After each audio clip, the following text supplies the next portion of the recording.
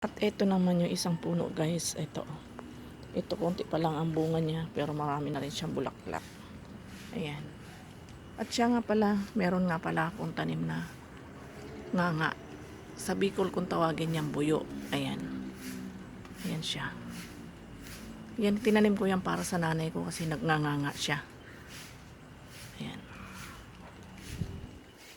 Ayan guys, sa mga pinagkakaabalahan ko dito sa labas ng aking bakuran. Ayan. Ito naman yung aking atis. Namumunga na din.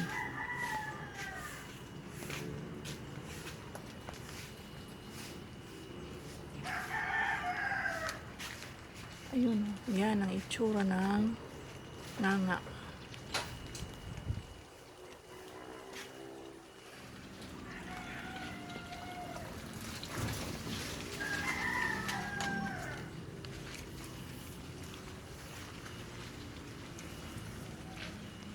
At ayun naman yung sambong. Sambong. Ayan o.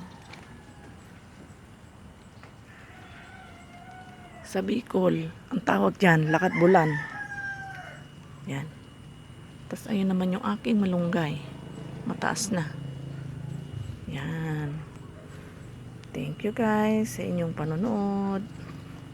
Maraming salamat. Bye bye.